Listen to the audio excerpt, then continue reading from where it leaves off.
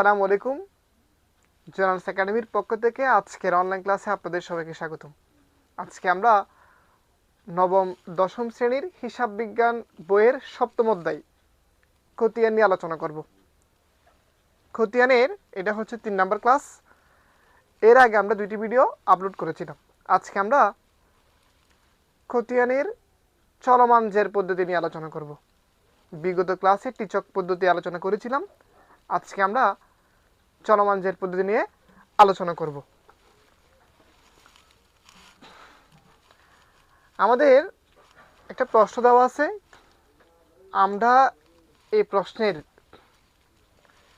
প্রথম ক্লাসে জাবেদাগুলো আলোচনা করেছিলাম এবং দ্বিতীয় ক্লাসে এই যে একটা প্রশ্ন দেওয়া আছে এগুলার টিচক পদ্ধতি আলোচনা করেছিলাম। আজকে এই প্রশ্নের আমরা হচ্ছে চলমান জের পদ্ধতি আলোচনা করব। আচ্ছা,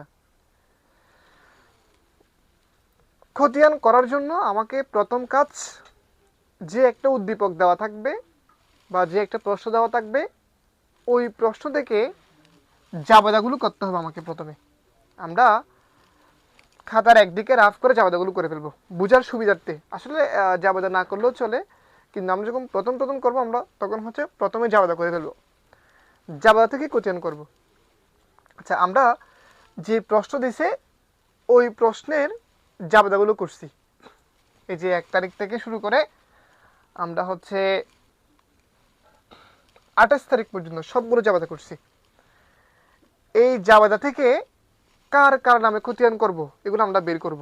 অর্থাৎ এখানে যে জাবেদা করছি আমরা একটা হিসাবের নাম একবার আসবে, তার থেকে কিন্তু বেশি আসবে না। এগুলো কিন্তু আমরা দ্বিতীয় ক্লাসে আলোচনা করছিলাম, মানে কার কার নামে খতিয়ান করতে হবে। আজকে তাও একটু করে বলতেছি আমি। যেমন এই যে নগদান হিসাব, একটা খতিয়ান হবে নগদের নামে। মূলধন হিসাব একটা হবে, আসবাবপত্র নামে একটা হবে। এই নগদের নামে কিন্তু আর হবে না। প্রশ্ন হচ্ছে স্যার কেন হবে না? কারণ ওই যে একবার নগদান হিসাবের নাম আমরা খতিয়ান করছি। অর্থাৎ কোনো একটি হিসাব যদি 10 বার থাকে বা 20 বার থাকে বা 2 বার 3 বার 4 বার যতবার থাকুক না কেন আমরা জাস্ট একবারে খতিয়ান করবো। এটার আমরা এই প্রশ্ন থেকে খুঁজে খুঁজে কার কার নামে খতিয়ান করবো এগুলো সবগুলো লিখে ফেলবো। যে আমরা লিখছি এই যে নগদ, মূলধন, আসবাবপত্র, এই লিখতে লিখতে আমরা হচ্ছে 9টা হিসাব পাইছি। অর্থাৎ এই 9টা খতিয়ান করতে হবে।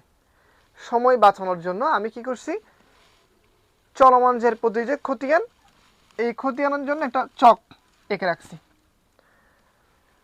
চলমান জের পদ্ধতি বললে আমাকে এইভাবে খতিয়ান করতে হবে। অর্থাৎ প্রথমে লিখব উপরে চলমান জের, কার নামে খতিয়ান করব, একটা নামে প্রত্যেকজনের নামে খতিয়ান করব। প্রথমে আমরা হচ্ছে নগদান হিসাবের নামে করতেছি, ওই জন্য আমরা হচ্ছে নগদান হিসাব লিখছি। আর প্রত্যেকবার একই ধরনের গড়, তারিখ, বিবরণ, জাবেদা পৃষ্ঠা, ডেবিট টাকা, ক্রেডিট টাকা। এখানে হচ্ছে জের, এখানে হচ্ছে ডেবিট জের এবং হচ্ছে ক্রেডিট জের। এবং উপরে আমাদের একটা হিসাবের কোড নং নামে গড় হবে। হিসাবের কোড নং লিখা হয় নাই, হিসাবের কোড।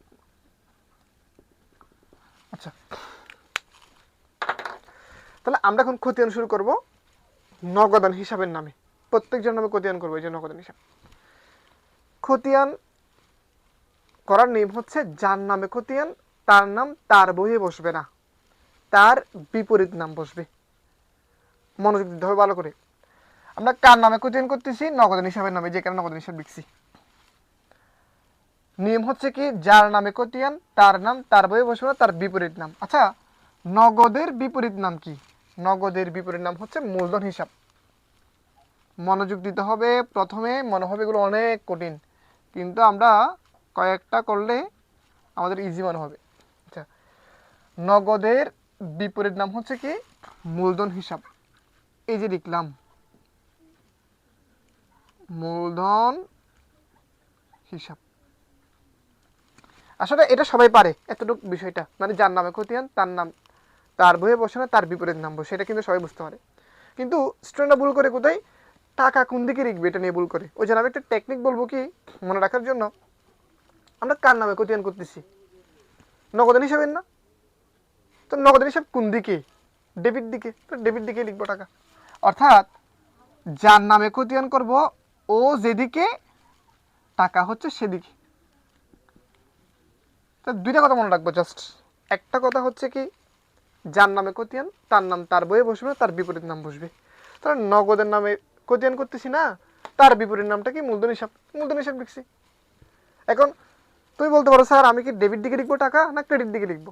এটা আসলে প্রশ্নের দিকে তাকাতে হবে। এই যে নগদের হিসাব ডেবিট না, অর্থাৎ যার নামে করতেছি ও ডেবিট না, তো ডেবিট দিকে লিখছি। প্রথম টাকাটা উভয় কলমে লিখতে হয়। এখানে যদি ডেবিট লিখি এখানেও ডেবিটে লিখবো, এখানে যদি ক্রেডিট লিখি এখানেও ক্রেডিট লিখবো। আসলে এই জিনিসটা বুঝতে পারলে খতিয়ান শেষ আমি মনে করি। তাহলে আমরা বুঝছি যার নামে খতিয়ান তার নাম তার বইয়ে বসে না, বিপরীত নাম বসে। বুঝে পাইছি স্যার, বিপরীত নামটা লিখলাম। স্যার কোন দিকে টাকা লিখবো? এই যে নগদ কোন দিকে? ডেবিট দিকে, ওই জন্য ডেবিট দিকে লিখছি। আচ্ছা এবার 2 তারিখ, ওইখানে কি নগদান হিসাব আছে? হ্যাঁ আছে। তাহলে লিখবো মার্চের 2 তারিখ। নগদের বিপরীত নাম কি? আসবাবপত্র হিসাব। আসবাবপত্র হিসাব, যে নগদের বিপরীত নামটা লিখছি। এখন প্রশ্ন স্যার টাকা কোন দিকে লিখবো? দেখো তুমি, নগদের হিসাব কোন দিকে? ক্রেডিট দিকে। 20,000 টাকা, তাহলে ক্রেডিট দিকে লিখবো। এই যে ক্রেডিট 20,000 টাকা। এবার একটা জিনিস মনে রাখতে হবে, সিস্টেম হচ্ছে কি, এখানে লিখলে কি দেখা যায়? হ্যাঁ অবশ্যই দেখা যাবে। এখানে একটা জিনিস মনে রাখতে হবে কি, ডেবিট আর হচ্ছে ডেবিট যোগ, একটা ডেবিট একটা ক্রেডিট বিয়োগ, এই দুইটা কথা মনে রাখবা। ডেবিটে ডেবিটে যোগ হয় আর ডেবিটে ক্রেডিটে বিয়োগ হয়। এবার দেখো তো, আগে 1 লক্ষ টাকা ছিল, এখন 20,000 টাকা। একটা ডেবিট একটা ক্রেডিট, যোগ না বিয়োগ? অবশ্যই বিয়োগ। একটা ডেবিট একটা ক্রেডিট। 1 লক্ষ থেকে 20,000 গেলে কত হয়? 80,000 টাকা হয়। 1 লক্ষ থেকে 20,000 গেলে কত হয়? 80,000 টাকা। আচ্ছা তারপর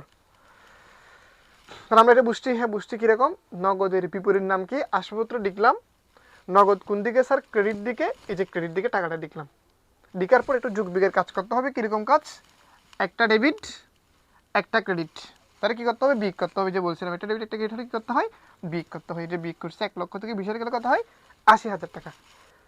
আমরা একটা করি 3 নাম্বারটা। এখানে কি নগদের হিসাব আছে? নাই, তাহলে এটা হবে না। এখানে কি নগদের হিসাব আছে? আছে। মার্চ 5 তারিখ। আচ্ছা, নগদের বিপরীত নাম কি? বিক্রয় হিসাব। বিক্রয় হিসাব। এখন স্যার টাকা কোন দিকে লিখবো? প্রশ্নের দিকে তাকাই। এই যে করছি এখান থেকে তাকাই। নগদের হিসাব ডেবিট না, তাহলে ডেবিট দিকে লিখবো নিশ্চয়ই। এই যে ডেবিট দিকে 25,000 টাকা। যার নামে করতেছি ও ডেবিট না, ওই যে ডেবিট দিকে লিখছি আর কি। অর্থাৎ যার নামে খতিয়ান করবো যেদিকে টাকা লিখবো ওইদিকে। আচ্ছা এবার আমরা অর্থাৎ যোগ বিয়োগ করে যে টাকা আসে ওইটা হিসাব করব। এই যে আগে হচ্ছে ডেবিট, এখন আবার আসছে ডেবিট। তাহলে ডেবিট ডেবিটে কি হয়? বলছিলাম ডেবিটে ডেবিটে কি হবে? যোগ হবে। দেখো 1 লক্ষ থেকে 20,000 কি 80,000 আসছে না? আগে ছিল ডেবিট দিকে 80,000, এখন লিখছি ডেবিট দিকে 25,000। তাহলে ডেবিট ডেবিটে কি হবে? যোগ হবে। 80,000 আর হচ্ছে 25,000 যোগ করলে হয় 1,05,000 টাকা। আচ্ছা এরপর 8 তারিখ। আমি কিন্তু খুব আস্তে আস্তে একদম ধীরে ধীরে বলতেছি, একটা খতিয়ান বুঝতে বাকি সবগুলো খতিয়ান পারা যাবে। 8 তারিখ, এখানে কি নগদের হিসাব আছে? ওই যে যার নামে করতেছি, নাই, এটা হবে না। 12 তারিখ, এখানে কি নগদের হিসাব আছে? আছে। আচ্ছা, তার বিপরীত নাম কি? পাওনাদার হিসাব। তাহলে মার্চের 12 তারিখ তার বিপরীত নামটা কি? বিবিধ পাওনাদার।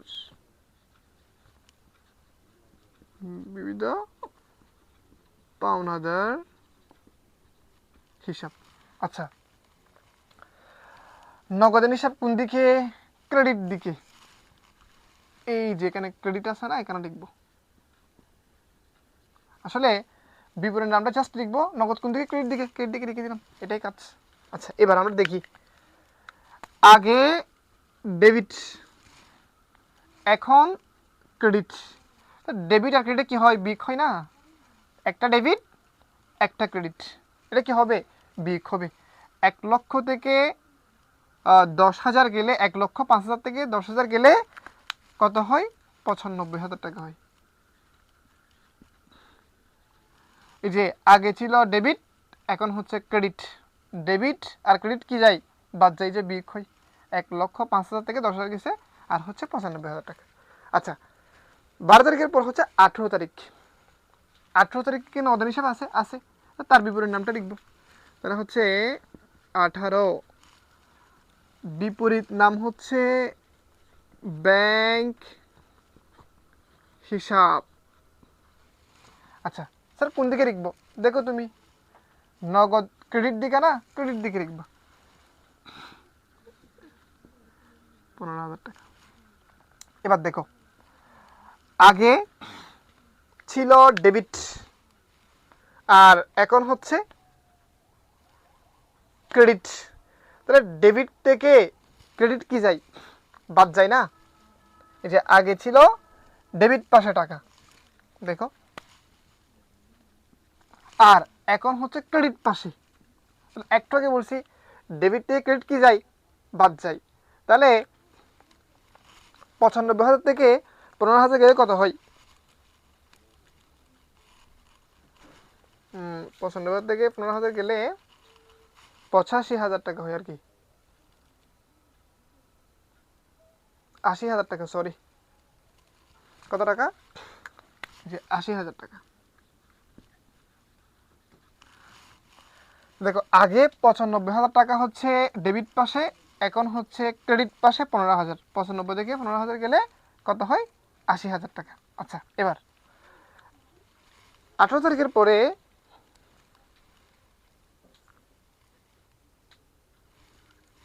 এরপর হচ্ছে আমাদের স্লাইডে মনে হয় সমস্যা হচ্ছে। হ্যাঁ, আসছে আসছে।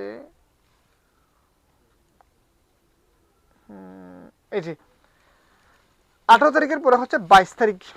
এখানে কি? হ্যাঁ, আসছে। 18 তারিখের পর হচ্ছে 22 তারিখ। এখানে কি নগদের হিসাব আছে? নাই, হবে না। এখানে কি আছে? নাই, হবে না। এই যে এখানে আছে 28 তারিখে, এখানে আছে। নগদের বিপরীত নাম হচ্ছে কি? বেতন হিসাব। 28 তারিখ নাম কি? বেতন হিসাব। আচ্ছা, নগদান হিসাব কোন দিকে? ক্রেডিট দিকে। কয় টাকা? 5,000 টাকা। এই যে ক্রেডিট দিকে 5,000 টাকা লিখবো। তাহলে আগে ছিল 80,000 ডেবিট পাশে, এখন হচ্ছে ক্রেডিট পাশে 5,000। তাহলে 80,000 থেকে 5,000 গেলে কত হয়? 75,000 টাকা। আসলে এটাই হচ্ছে খতিয়ান। আমি কিন্তু আস্তে আস্তে ধাপে ধাপে বোঝানোর চেষ্টা করছি, যদিও বা সময় লাগছে। চাইলে এটা 2 মিনিটে শেষ করা যায় বা 3 মিনিটে শেষ করা যায়, কিন্তু আমি আস্তে আস্তে ধাপে ধাপে বলার চেষ্টা করছি। একটা খতিয়ান যদি আমি বুঝতে পারি, তাহলে বাকি সবগুলো খতিয়ান আমি নিজে নিজে করতে পারবো। আমি এটা আবার বলতেছি, একটু মনোযোগ দাও। আমাদের কাজ কি? একটা একটা করে খতিয়ান করা। যেমন নগদের নামে খতিয়ান করতেছি, তাহলে 1 তারিখ দেখবো নগদের হিসাব আছে কিনা। আছে। তার বিপরীত নাম কি? মূলধন। এই যে মূলধন হিসাবটা লিখবো, মানে বিপরীত নামটাই লিখবো, লিখছি। এখন স্যার টাকা কোন দিকে লিখবো? তুমি যার নামে খতিয়ান করবা, ও যদি ডেবিটে থাকে তুমি টাকা ডেবিটে লিখবা, ও যদি ক্রেডিটে থাকে তুমি টাকা ক্রেডিটে লিখবা। যেমন নগদের নামে করছি, নগদ ডেবিট, ওই জন্য হচ্ছে ডেবিট পাশে লিখছি। এই যে 1 লক্ষ টাকা, 1 লক্ষ টাকা। প্রশ্ন হতে পারে, স্যার প্রথম টাকাটা উভয় দিকে লিখছেন, বাকিগুলো একবার একবার লিখছেন। আসলে এটা নিয়ম, প্রথম টাকাটা উভয় কলামে লিখতে হবে, বাকি যে টাকাগুলো আছে সেগুলো একবার একবার লিখতে হবে। ওই জন্য এই যে এখানে 1 লক্ষ লিখলাম, এই যে এখানে 1 লক্ষ লিখলাম। আচ্ছা, 2 তারিখ স্যার কি নগদ আছে? আছে। নগদের বিপরীত নাম লিখতে হবে, লিখলাম আসপত্র হিসাব। তো নগদ কোন দিকে? ক্রেডিট দিকে, টাকা লিখলাম ক্রেডিট দিকে। তাহলে 1 লক্ষ থেকে 20,000 গেলে 80,000 টাকা। প্রশ্ন করতে স্যার কেন বিয়োগ করছেন? কারণ একটা টাকা হচ্ছে ডেবিট, একটা হচ্ছে ক্রেডিট। ডেবিট আর ক্রেডিট কি যায়? বাদ যায়। এই যে একটা ডেবিট ক্রেডিট হলে কি যায়? বাদ যায়। এই যে 80,000 টাকা আসছে। আচ্ছা, তারপর 5 তারিখ নগদের বিপরীত নাম হচ্ছে কি স্যার? বিক্রয় হিসাব। এই যে লিখলাম নগদ কোন দিকে? ডেবিট দিকে, টাকা লিখলাম ডেবিট দিকে। তাহলে আগে ছিল ডেবিট 80,000, এখন হচ্ছে ডেবিট 25,000। 80,000 আর 25,000 যোগ করলে হয় 1,05,000। এরপর 12 তারিখ বলছে কি? নগদের বিপরীত নাম। এই যে পাওনাদার হিসাব লিখলাম, পাওনাদার। নগদ কোন দিকে? ক্রেডিট দিকে। এই যে ক্রেডিট দিকে আমরা টাকা লিখলাম। তাহলে আগে ছিল 1,05,000 ডেবিট দিকে, এখন হচ্ছে 10,000 ক্রেডিট দিকে। তো 1,05,000 থেকে 10,000 গেছে গা, আর হচ্ছে 95,000 টাকা। 18 তারিখ নগদের বিপরীত নাম হচ্ছে কি? ব্যাংক হিসাব। এই যে লিখলাম ব্যাংক হিসাব। কোন দিকে? নগদের হিসাব সেটা ক্রেডিট দিকে না? এটা আমি ক্রেডিট দিকে লিখছি। তাহলে একটা ডেবিট একটা ক্রেডিট। 95,000 থেকে 15,000 গেলে হয় 80,000 টাকা। এই যে লিখছি। এরপর 22 তারিখে নাই লিখি নাই, 25 তারিখে নাই লিখি নাই, 28 তারিখে ছিল লিখছি। নগদের বিপরীত নাম হচ্ছে কি? বেতন হিসাব। যে বেতন লিখলাম। নগদ কোন দিকে? ক্রেডিট দিকে। এই যে হচ্ছে ক্রেডিট দিকে লিখলাম। আগে ডেবিট ছিল 80,000, এখন ক্রেডিট হচ্ছে 5,000। 80,000 থেকে 5,000 গেলে হয় 75,000 টাকা। আসলে এটাই হচ্ছে চলমান জের পদ্ধতির খতিয়ান। আচ্ছা, এবার আমরা তো নগদের হিসাব এটা করে ফেলছি, এবার মূলধন হিসাবে খতিয়ানটা করি। আচ্ছা, মূলধন হিসাবে খতিয়ান করার জন্য আসলে স্লাইডগুলো খুব সমস্যা করতেছে। আচ্ছা, এই যে মূলধন হিসাব খতিয়ান করবো, এই যে মূলধন হিসাব লিখছি, এখানেও লেখা হয় নাই হিসাবের কোড নাম্বার, হিসাবের কোড নো। আচ্ছা, কার নামে খতিয়ান? এখন তো নগদান শেষ, এখন মূলধনের নামে করব। এই যে মূলধন হিসাব লিখছি। আমাদের নিয়ম হচ্ছে কি? যার নামে খতিয়ান তার নাম তার বইয়ে বসবে না, তার বিপরীত নাম বসবে। তারপর হচ্ছে মূলধনের বিপরীত নাম কি? মূলধনের বিপরীত নাম হচ্ছে নগদান হিসাব। 2017 জানুয়ারি 1 মূলধনের বিপরীত নাম কি? নগদান হিসাব। নগদান হিসাব। আচ্ছা, এবার স্যার টাকা কোন দিকে লিখবো? এটা নিয়ে সমস্যা। আসলে স্টুডেন্টরা ভুল করে এই জায়গায়, মানে টাকা কোথায় লিখবে এটা ওরা বুঝতে পারে না। পরীক্ষার হলে ডেবিটে লিখবো না ক্রেডিটে লিখবো। আসলে ডেবিটে লিখবো না ক্রেডিটে লিখবো এটা কেউ বলতে পারবে না। এটা হচ্ছে প্রশ্নের দিকে তাকাতে হবে, যে জাবেদা করছি ওই যে ও মূলধন কোন দিকে? ক্রেডিট দিকে, ক্রেডিট দিকে লিখে দিব। অর্থাৎ যার নামে খতিয়ান করবা ও যদি ডেবিট দিকে থাকে টাকা ডেবিটে লিখবা, ও যদি ক্রেডিটে থাকে টাকা ক্রেডিটে লিখবা। এটাই কাজ। আসলে ছোটো বাচ্চাও পারবে ম্যাথগুলো, এত ইজি ম্যাথ। ক্রেডিট দিকে 1 লক্ষ টাকা। আসলে হিসাব বিজ্ঞান বইটা বুঝতে পারলে সহজ, কিন্তু যে বুঝতে পারবে না তার জন্য কিন্তু খুব কঠিন, বলতে কঠিন, মানে অতিরিক্ত কঠিন এগুলো। যে বুঝতে পারবে ওর জন্য 100তে 100 নাম্বার পাওয়া কোনো বিষয় না। পরীক্ষা এটা আসবে 100%। এখানে মানে আর কোনো স্যার আসবে আসবে না, আসতে পারে এরকম কোনো কথা না। আসবে বলছি মানে আসবে, এগুলো 100% পরীক্ষা আসবে খতিয়ান এগুলো। আচ্ছা, মানে আমরা নগদান হিসাবের খতিয়ান করছি এবং হচ্ছে মূলধনের খতিয়ান করছি। এখানে আর কোথাও মূলধন নাই। 2 তারিখ দেখছি, 3, 5, 8, আর কোথাও মূলধন নাই। তা আমরা দেখি, আর কোথাও মূলধন নাই, জাস্ট এটাই আনসার। আচ্ছা, এবার আমরা মূলধন হিসাবের পরে আসবাবপত্র হিসাবের দেখি খতিয়ান করব। মূলধন করে ফেলছি না, এখন হচ্ছে আসবাবপত্রের খতিয়ান করব।